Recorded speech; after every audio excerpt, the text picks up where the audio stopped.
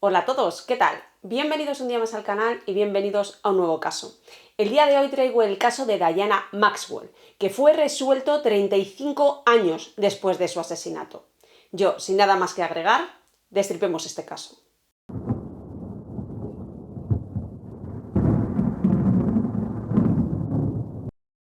Diana Maxwell, para el día de los hechos, tenía 25 años y era madre soltera de un niño de 4 años.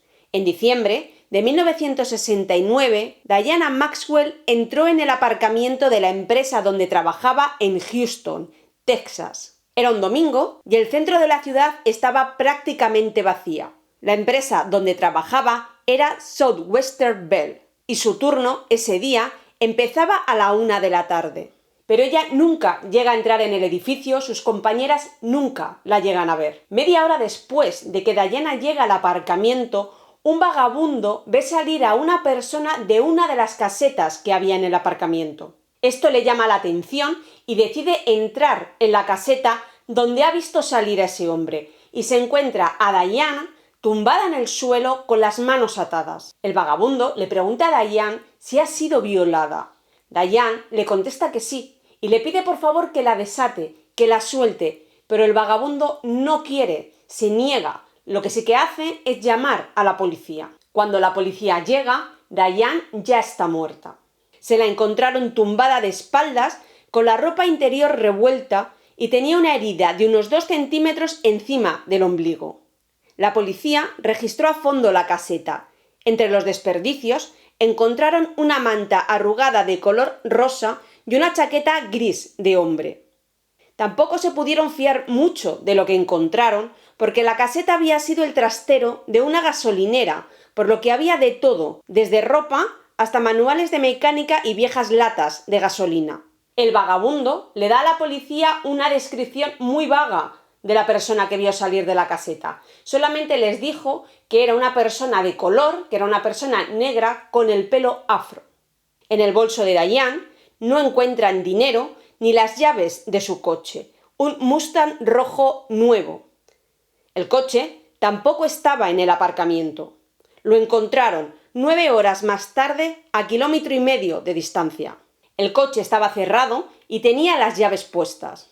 En la autopsia, el forense confirmó que Diana había sido violada y que le habían dado un navajazo con una precisión quirúrgica, que le había seccionado una arteria. Pensaron que quizás el asesino era un profesional de la medicina. Por otro lado, la cárcel de Walsville, una de las más grandes del estado de Texas, estaba a 100 kilómetros de distancia. Así que también pensaron que podía haber sido un exconvicto, porque salían de la cárcel con muy poco dinero y su primera parada era Houston. Quizás uno de ellos había decidido robar a Diana y una vez que la había robado, decidió violarla. La vio una presa fácil. El hermano de Diana, David Maxwell, juró que no iba a parar hasta que encontraran al asesino de su hermana. Y eso fue lo que hizo durante 35 años. El caso del asesinato de Diana Maxwell salió en varios periódicos y en la televisión. Muchas de sus compañeras de trabajo abandonaron su puesto y otras empezaron a llevar punzones de hielo en sus bolsos. La policía buscó huellas dactilares en el coche de Diana, en el volante, en el interior de la puerta del conductor y en el cambio de marchas. Encontraron así 15 huellas útiles, muchas de ellas recientes. Las huellas no coincidieron con el vagabundo que fue testigo del asesinato de Diana y quedó automáticamente descartado. En 1969, las huellas dactilares se comparaban una a una de manera manual con las registradas por la policía de Houston, ya que por aquel entonces no había ordenadores. Por lo que tomaron la decisión de no hacerlo, porque se trataba de millones de huellas. Lo que sí que decidieron fue comprobar las huellas del coche con las huellas de los delincuentes que fueron apareciendo después del asesinato de Diana. Lo que también hicieron fue interrogar a todas las personas que estuvieron por el centro aquel día. Llegaron pistas y testimonios, pero no llevaron a nada. Así que comienzan a llevar a todos los hombres negros que se van encontrando a comisaría para tomarles las huellas. Empezaron a pensar que se trataba de un asesinato al azar, que suelen ser los asesinatos más difíciles para la policía, porque al no haber ningún tipo de vínculo con la víctima, a menos que dejen algo muy determinante que lleve hasta ellos, es muy complicado. A pesar de todo, no desistieron. Siguieron durante semanas comparando las huellas del coche con los nuevos delincuentes que iban apareciendo. Al final, llegan a un punto muerto y el caso se queda parado durante 17 años. El padre de Diane le pide a su otro hijo, a Dylan Maxwell, que por favor resuelva el caso antes de que él fallezca. Y es que el hermano de Diane, David Maxwell, a consecuencia del asesinato de su hermana, empieza a estudiar para hacerse policía. Y una vez que está en la policía, accede al cuerpo de élite de Texas, los Rangers de Texas. Un grupo que consta solo con 137 miembros. Para el año 1986, el Departamento de Policía de Houston había adquirido un sistema informático, el AFIS, Sistema de Identificación Automático, que compara al instante unas huellas dactilares desconocidas con todas las registradas en la base de datos. David le pide al Departamento de Policía de Houston que por favor meta las huellas encontradas en el coche de su hermana en el sistema de AFIS. Por aquel entonces, el sistema estaba muy obsoleto y todas las huellas externas al sistema AFIS se tenían que meter de manera manual calcándolas. A pesar de esto, no hubo coincidencias. David Maxwell llegó a pensar que el asesino de su hermana estaba muerto, porque no podía entender cómo era posible que no estuviera metido en el AFIS, que durante 17 años no hubiese delinquido. Y por desgracia, el caso se vuelve a quedar frío otros 17 años más. Es por esto que Dylan Maxwell le pide ayuda a un amigo suyo, Jim Ramsey, un investigador de homicidios del Departamento de Policía de Houston.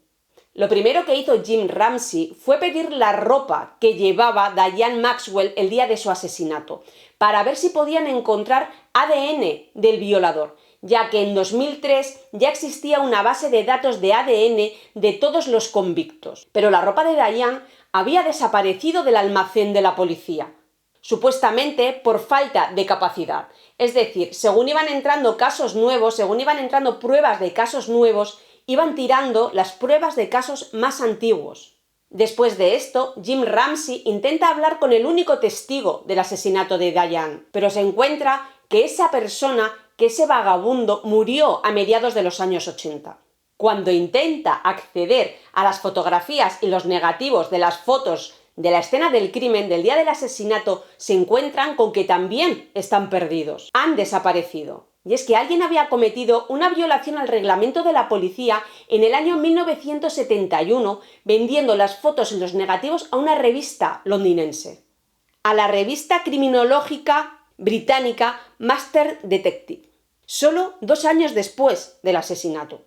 La revista le dice a Jim Ramsey que ya no tienen ni las fotos ni los negativos, pero que lo que sí que les queda es un ejemplar de la revista, pero que como solo les queda uno, no se lo van a dar a él, le van a hacer fotocopias y se las van a pasar. Cuando las fotocopias llegan a Jim Ramsey, se da cuenta de que no les sirven para nada.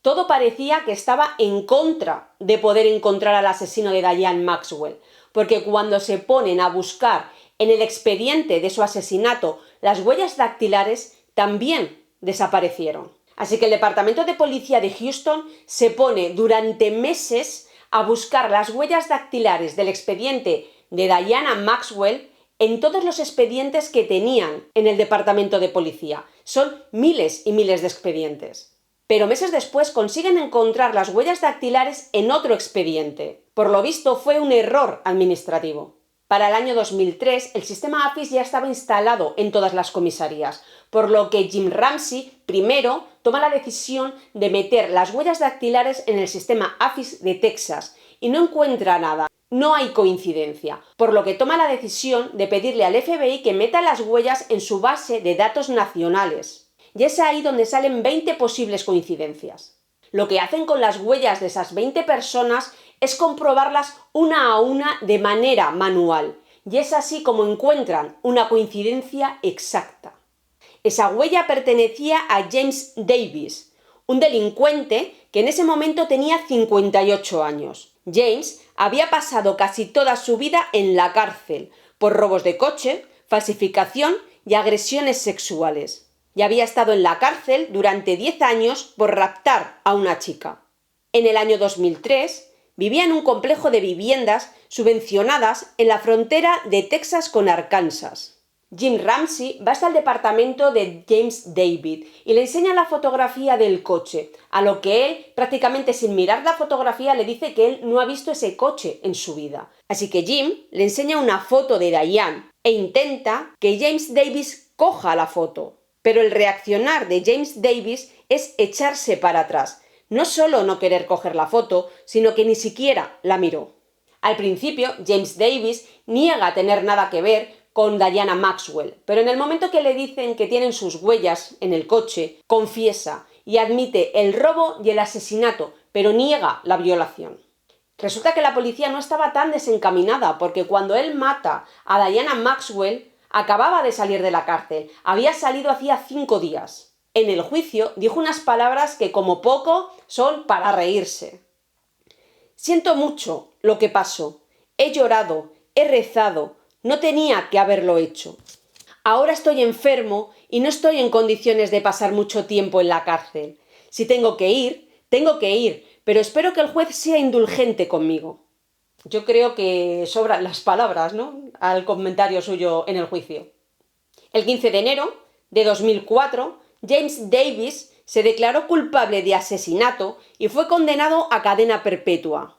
Por suerte, el padre de Diane y David Maxwell estaba vivo cuando todo esto pasó. El hombre tenía 90 años y pudo ver al asesino de su hija entre rejas. Bueno, y hasta aquí el caso de hoy. Yo quiero que sepáis que cuando traigo un caso en el que no hablo de la biografía de la víctima o del victimario es porque no la encuentro. Son casos que están muy enfocados a los hechos y no hay biografía o no hay prácticamente nada que hable del pasado de esas personas. Yo por lo demás, como siempre, os invito a dejar vuestras opiniones en la cajita de comentarios y os voy dejando por aquí la triada, mi carita para suscribiros, la campanita para activar todas las notificaciones, dedito arriba si os ha gustado este vídeo, si os ha gustado el contenido y la manera en que yo lo traigo, y os voy dejando por aquí vídeo, lista de reproducción para que continuéis conociendo estos lares. Me despido y nos vemos en el siguiente caso. Chao.